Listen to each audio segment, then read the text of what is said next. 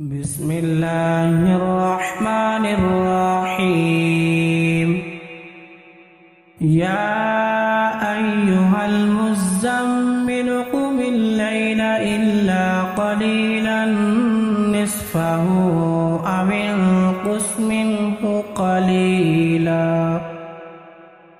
أو زد عليه ورتل القرآن ترتيلا إنا سنلقي عليك قولا ثقيلا إن ناشئة الليل هي أشد وطئا وأقوم قيلا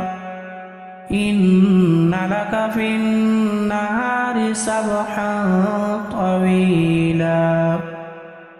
واذكر اسم ربك وتبتل إليه تبتيلا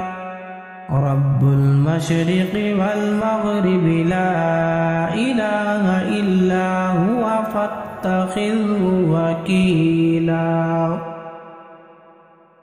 واصبر على ما يقولون واهجرهم هجرا جميلا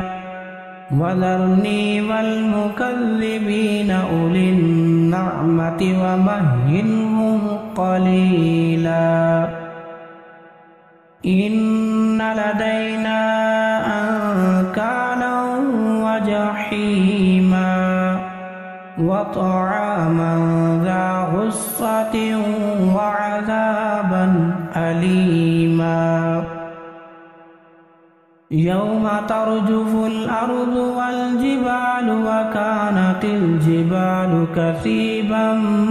مهيلا إنا أرسلنا إليكم رسولا شاهدا عليكم كما أرسلنا إلى فرعون رسولا فعصى فرعون الرسول فأخذناه أخذا وبيلا فكيف تتقون إن كفرتم يوما يجعل الولدان شيبا السماء منفطر به كان وعده مفعولا إن هذه تذكرة فمن شاء اتخذ إلى ربه سبيلا إن ربك يعلم أنك تقوم أدنى من ثلثي الليل ونصفه وثلثا وطائفة من الذين معك والله يقدر الليل والنهار علم أن لن تحصوه فتاب عليكم فاقرؤوا ما تيسر من القرآن علم أن سيكون منكم مرضى وآخرون يضربون في الأرض يبتغون من فضل الله وآخرون يقاتلون في سبيل الله فاقرؤوا ما تيسر منه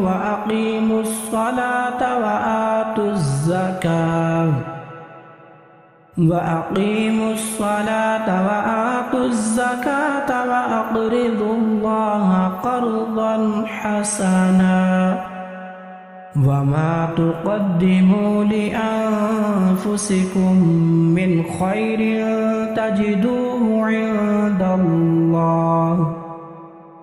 تجدوه عند الله هو خيرا وأعظم أجرا واستغفروا الله إن الله غفور رحيم بسم الله الرحمن الرحيم الرحيم الرحمن علم القرآن خلق الإنسان علمه البيان الشمس والقمر بحسبان